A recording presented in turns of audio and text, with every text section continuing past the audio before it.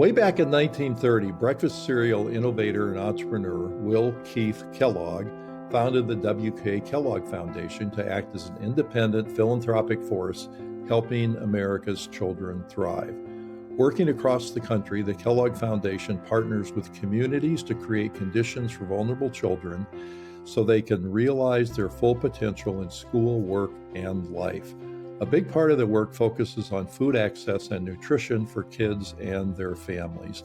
Today we're speaking with Jon-Paul Bianchi, the Kellogg Foundation's Director of Systems Change. Welcome to the Leading Voices in Food podcast series. I'm Kelly Brownell at Duke University. Jon-Paul, thanks for being with us today. Thank you, Kelly. It's great to be here. As I was mentioning before we got started, I've long admired the work of the Kellogg Foundation, working with the concept of food systems or connecting agriculture with nutrition and thinking about regenerative agricultures. There are a lot of places where your foundation was out front. So I salute you and your colleagues for that. And it'll be interesting to find out what's happening right now. So let's begin. Tell us a little bit about yourself and how did you get into the philanthropic work and your work with Kellogg in particular? Yeah, I'm Jon-Paul Bianchi. I'm the director of the Systems Change team at the WK Kellogg Foundation. And what that essentially means is I'm the director of national programs at the foundation. But we call it Systems Change because we really do see in the different areas of work that we focus on, health, family economic security, food, and early childhood, that these things are all interconnected by some distinct systems, but also common systems that overlap across them. And so that's the approach that we take. And I spent some time sort of diving into that today.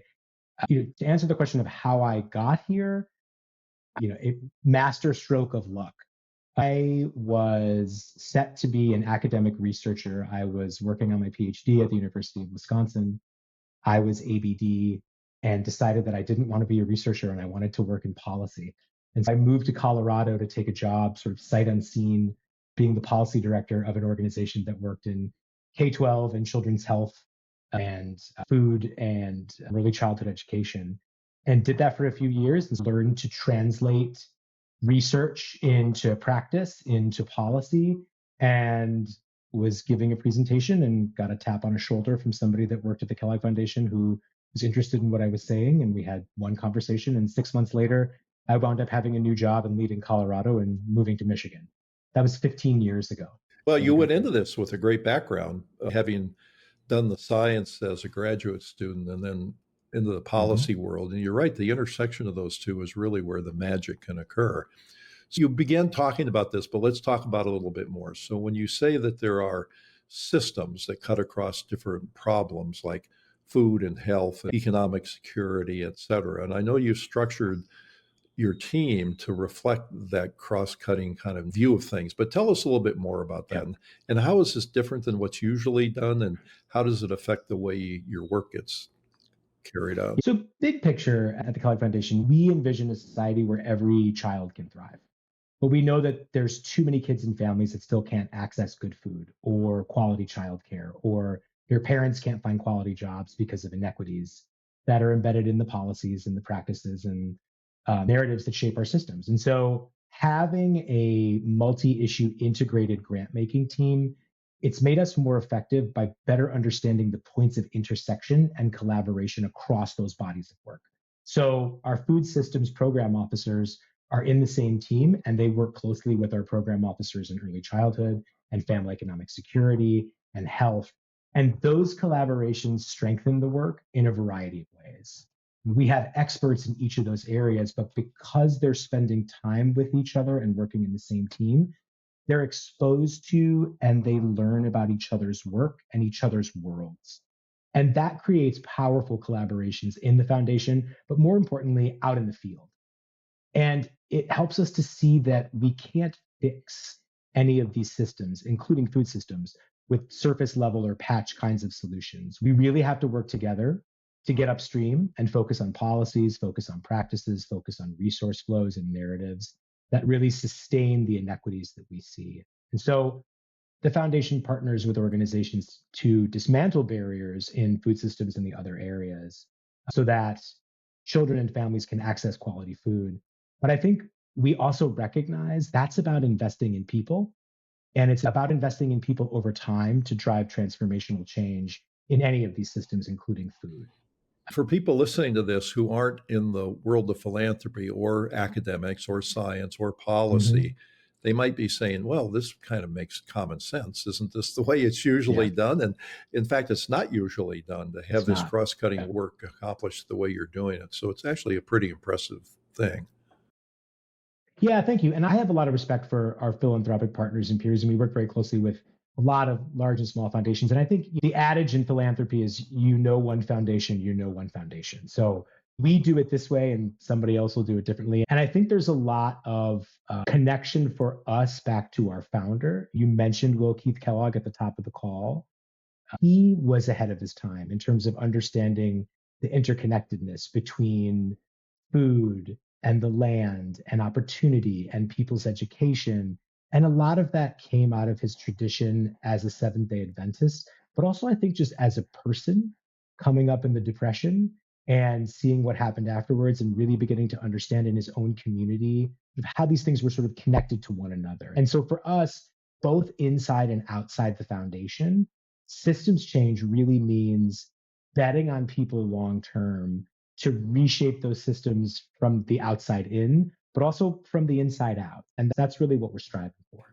You mentioned the history of Dr. Kellogg. The history of that family is so interesting, and what went on in the sanitarium in Battle Creek, Michigan, and how the concept of breakfast cereals came about, and how the focus on natural foods was so important. It's worth spending a little time, even on just Wikipedia, to try to find out what that history is, because I find it fascinating. Yeah, absolutely. Let's go Absolutely. back to food and go a little bit deeper and talk about what this systems approach looks like in practice. So you're a philanthropic organization. You exist in the context of a capitalist society where businesses are out to do as well as they can. So, how's the foundation's work different from, say, funding a food pantry, launching a Sure. single nutrition program somewhere, which is what typically might be done? Yeah, I think what we intend to do and how I think our systems approach is a little different from, say, funding a single nutrition program is that we mean to design and redesign practice and policy based on how kids and families actually live their lives, right? So where food and health and early childhood and family economic security show up together in a community, right? Families experience these things simultaneously in their everyday lives. They don't experience these things in silos. And so we try to have our team and our work reflect that. So instead of treating food as a narrow problem to fix with one program, we try to think about how the entire system around a child and their caregivers works or doesn't work and find those opportunities and levers to move that whole system. I'll give you a concrete example that actually will bring in our colleague Linda Jo Doctor, who you mentioned at the top of the Mhm. conversation. So early in my time at the foundation, I was a reviewer for the Race to the Top Early Learning Challenge grant. So this was an Obama era competitive grant process for building early childhood systems in states. And the state of Vermont did something really interesting. I had the good fortune to review as part of that team. They included the quality of food and access to fresh, healthy food in childcare centers as part of their quality rating and improvement system for childcare. So they didn't just talk about teacher quality or curriculum or reflective practice. They actually said, if we care about child development, then what children are eating every day in those childcare centers is part of what quality means. That's a systems approach. They connected food policy and procurement directly into early childhood policy and practice so that nutrition and education and child well being were all being advanced simultaneously. I brought that back to the foundation and brought it back to Linda. And we had a really great conversation about it. And then another, and then another, and then another. And that experience helped shape how I think and how many people think about our work at the foundation. And it led to things like the expansion of our farm to early childhood work, which again leans heavily on procurement as the strategy to drive systems change, but connects it into early childhood. And Tell us so, about that. The Vermont example you gave is a terrific one, and you talked about farm to yeah, early childhood. What does that mean in practice? in practice for the foundation, it really leaned heavily first on sort of understanding the landscape of where there was capacity to connect regional food hubs, farmers and producers and growers to systems of early childhood. So at the same time that you have these burgeoning and developing systems of early care and education with regard to financing and sophistication, you have something similar going on in the food system movement, depending on the state that you're in. And so we work diligently in a subset of states to really connect those policy levers, pull them together, and try to create essentially more situations like Vermont. You had partnership at the local community level, at the regional level, and then at the state systems level. So syncing up the actual practice on the ground, syncing up how the relationships between different organizations are formed and maintained with regard to better food in early childhood, but then also trying to codify that into state policy and practice. And we did that for a number of years and had remarkable success in places like Iowa and Wisconsin, and even in North Carolina and a handful of other states. And so we very much saw this as a build off of our successful farm to school work, but doing it in a system that comparatively in terms of early childhood was a little more fragile, right? And it wasn't necessarily as easy to do it, but all the more important and helpful because of the age and the vulnerability of the kids and families that we're talking about.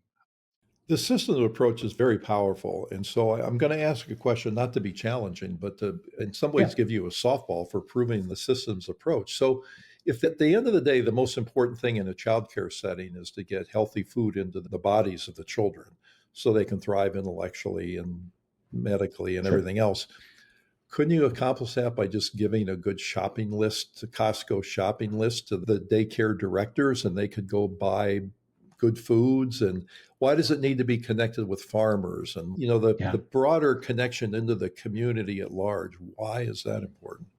Yeah. Well, backing up, I wouldn't want to state as an early childhood person that the only thing that makes an early childhood program high quality would be the quality of the food, and that would lead to optimal child development and school readiness. I think there's other things in there that actually matter too, but this is definitely a key component. I would say to your question, that system that you named already exists. We have the child and adult care food program. We have the ability to subsidize the cost of food and to have that good shopping list in play. But I think what the systems approach does is it asks different questions, right? It seeks to say, where does the food come from? How is it grown? Who is benefiting economically? Right? How are schools and childcare centers and farmers and communities connected? And how do we strengthen those connections and relationships so that we can begin to shift policy and practice so that children and families can reliably have access to good food, and they know that it's coming from the community in which they're situated and the people on the side that are actually producing the food, the farmers and the folks doing procurement and others, that they're actually connected to it too, and they know where the food is going. And so there is this social kind of interstitial benefit to connecting those systems in a way that I think brings value beyond just you get a healthy meal today. I think it begins to shift culture. And if you can shift culture in the institutions that people are participating in, you can actually shift culture in people.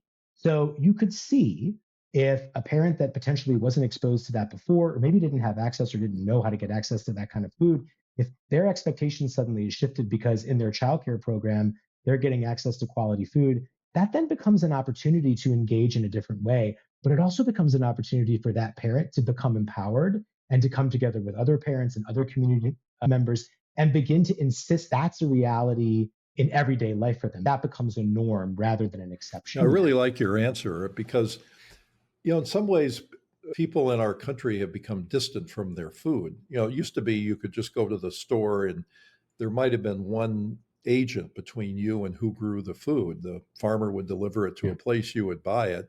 And now there are factories and machines that process the food and 10 steps, and it comes from different countries and all that kind of thing. And what you're talking about is shrinking that gap again to decrease the distance so people are more in touch. And you could easily see that if the food is coming from farmers and the daycare providers know that, they're going to feel better about the food. They're more likely to tell a story about it to the children. The farmer might come to the daycare center, or the children go to the farm. And you could see there's a lot more going on here than nutrition. And that's the beauty of this systems approach, isn't it? I mean, the children want to have a garden. right? I mean, how many times have we seen that? It seems like a small thing in early childhood, but just that simple act of having a garden and being able to understand how things are cultivated and grown, even for a small child. And I have two small kids. We have a small garden in our backyard. It's meaningful. And it also, I think, establishes a norm that the tomato that you pick off the vine or the pole bean that you pick off that you eat that you find just unbelievably delicious, then that becomes normative for them. That's a normative experience. And kids are not as frightened by things when they encounter it. And I think we have a real opportunity in the early childhood space to link up those two systems and say, yeah, we can affect change. And I think that, again, back to this notion of investing in people long term, the investment in those kids long term and what they come to expect will be the norm matters very much to how we think about our work at the Kellogg Foundation. So you're talking about both practices and policies and a cross-sector approach to these things. And let's talk about policy for a moment. Where does policy typically break down, and what kind of people need to be at the table, and what sort of partnerships need to be established in order to have better food policy? I think if we take seriously that food policy is cross sector, I believe that we need to build tables that actually look like the food system. And that means not just public health experts or nutrition advocates or academics, but farmers and food workers and those childcare providers and teachers and leaders in K-12 and tribal leaders, community organizers, local state government officials, right? And the funders, right? The funders who are willing to invest in the long, slow work of doing systems change. And one place I would highlight is actually in your home state of North Carolina. For years, there was significant investment that helped really build a dense ecosystem. You establish regional food hubs and meat processing infrastructure and anchor institutions in the schools and early childhood centers, and a really strong network of organizers and philanthropic partners. And that made it possible to fully integrate farm to early childhood in your state's definition of early childhood. And as an aside, I would say North Carolina was also one of the leading states back when I was first coming into the field of building out a high quality system of childcare. Mm-hmm. North Carolina led that. And so these two things converging is a very powerful example. But again, we're getting back to local sourcing. We're getting back to bigger things than just doing food education, right? Those things are now built into the system, and they're not just a side project of the system. They actually are the system.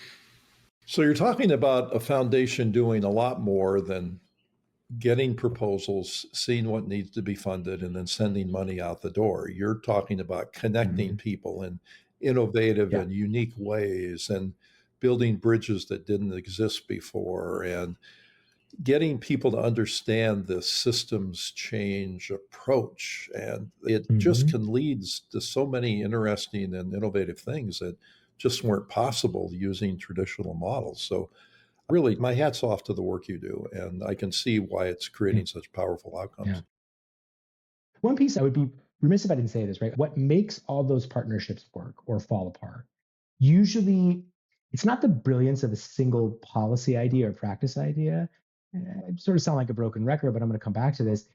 Investing in that people infrastructure that sits underneath it is really important. Yeah. And the places that we find that make progress in any of the issues we're talking about, family economic security, food, health, Medicaid, early childhood, K-12, right? The places that make progress really do have varied and diverse voices at the table. And they're able to build real trust and they're able to cultivate champions and also the next generation of champions and the next generation of champions who can move between those sectors. Right? And the funders are involved, but they really understand that they're financing relationships and governance and people. They're not financing programs. And I think as a grant maker, that's an interesting distinction to think about. I think we know it implicitly and we know it when we see it. It's a lot harder to stick it in a white paper and define it and disseminate it in Stanford Social Innovation Review, for example. No, I totally agree. In the work that we've done over the years with community partners in Durham, it's been my impression that they get this systems thing from the very get-go, that they understand that if poverty is too severe, then nothing else is going to work. And if housing is a problem, then these other things are going to be affected in pretty serious ways. and they understand the importance of these. And in a way, Mhm. you're letting the flowers bloom. You're taking, I think, what some people understand intuitively and would like to accomplish, but they've been forced into silos. And then once a funder comes along and can allow this to prosper, I think it's sort of a natural thing that occurs. I think so. And I think the tricky thing there is to not be seduced by the programmatic solution. Like, do you remember several years ago when the notion of collective impact was this very popular term that folks talked about? And it's a good thing. I mean, I actually think the framework and the model is powerful and it's a useful thought exercise. But what I found in a lot of collective impact work was that it focused very much on aligning the programs, sufficiently funding the programs and aligning the programs, but not the human side of design and redesign of how do those programs function, right? Who do they serve? Who's at the table when building them or rebuilding them? Do you have the ability to change them midstream if you feel that you need to? And I think a slightly different approach in the systems changes, you're sort of engaging in a loose hold of the policies and the practices and the issues to give people and the people infrastructure and the relationships time to come together and figure out how they want to move them individually and how they want to move them collectively. And that's a subtle difference. That's a nuance that I think has really worked in our particular corner of the world. So, one thing I bet some people are interested in is how the Kellogg Foundation might be distinct from Kellogg as a company. So, you've Mm. described beautifully the innovative work you're doing. The company is off doing what it does commercially. How do these two things intersect, and what's been the history of the connection between the foundation and the company? Yeah, so when the foundation was founded in the 1930s, Will Keith Kellogg, as you said, he endowed the foundation and created it separate and apart from the company. So it's an independent philanthropic organization. And so while we bear the name of Will Keith Kellogg, the foundation does not have a formal connection or stake in the company any longer. Okay. As you may know, the company split into two companies a few years ago, one called Kellanova and one called the WK Kellogg Cereal Company. And since then, I believe both companies have been acquired. So I think Mars now owns Kellanova and Ferrero, an Italian company, owns WK. So at present, the WK Kellogg Foundation actually does not have any connection to either of those companies because they've been acquired by other groups. And aside from having some stock with the foundation that was sold to support our endowment, we don't have any formal connections Okay. anymore. But I think the proximity of the foundation to the company in Battle Creek, and I think the shared history of Battle Creek and the shared history of Mr. Kellogg's vision is actually important to note. And I think it does matter to how the two institutions are connected. I said this a little while ago in the conversation, but in the 1930s, Mr. Kellogg knew that you couldn't separate food from health and education and family economic security. And he knew this while he was making cornflakes, right? And so he helped make sure in the late 1930s that children in Battle Creek had access to fresh milk in schools at the same time that he was doing work in soil conservation and in building healthy land. And he had a sense of knowing that how the food is grown and how kids are nourished, it's part of the same story. And I think that DNA has pulled forward into the foundation and it makes it a really special place to work because we still carry that memory of him and we still carry that vision of him into the work that we do. Thanks. A long time ago, when I first became familiar with the Kellogg Foundation, I wondered about that history and the independence of the foundation Mhm. from the company. And I pretty quickly Mhm. came to learn that the foundation, as you said, is quite independent from the company. Yeah. But you've enriched my knowledge even beyond what I've known over the years. So thank you. That's a fascinating Yeah. history. So let's end with one final question. If you fast forward and kind of look ahead, what do you think is on the way and what does success look like to you and your colleagues? Yeah. Yeah, it's a good question. I mean, I think if we got this right, 10, 20 years from now, success would look like children and families living in communities where good food is just a part of everyday life. It's normal and reliable and not something that folks are lucky to find. I talked a little bit about how Mr. Kellogg thought about this in the 30s, but we also see what's possible in other places, right? When that vision can become a reality in terms of policy and practice. So we had done some work in the country of Brazil, and we see now that national policy in the country of Brazil now requires that at least 50% of school food be purchased from local sources, grown with high quality standards, right? That one decision reshaped incentives all along the food chain, what farmers grow, what institutions buy, what kids eat. That's a powerful example of institutions using their everyday purchasing power to build healthier and a more just system. So, 10, 20 years from now, if we've done our job, it would mean that the kinds of innovations in places like Brazil or North Carolina, or even in Michigan with our 10 cents a meal program, that those types of things would have become the norm. That schools and early childhood centers and hospitals and tribal and local governments would be routinely buying good, locally rooted food, and that workers and farmers are earning a fair and stable wage and they have incomes, and the communities most affected by hunger and inequity are actually at the core of leading and designing new systems. And so food policy would no longer be a patch on top of the inequity. It would be one of the main ways that we build healthier and more equitable futures for kids and It's a families. great way to end.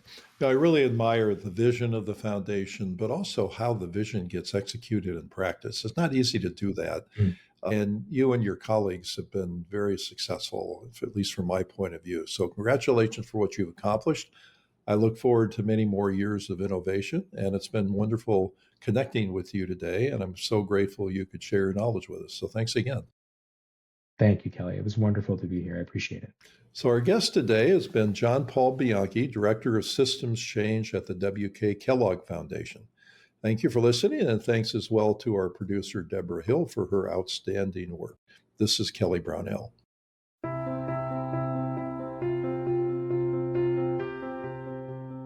Thank you for listening to the Leading Voices in Food podcast. This program is an educational series produced by Duke University's World Food Policy Center with the goal of promoting productive conversation for food systems change. If you would like to subscribe, you can find it on Apple Podcasts, YouTube Music, or your favorite podcast app. Transcripts are also available on the website of the Duke World Food Policy Center.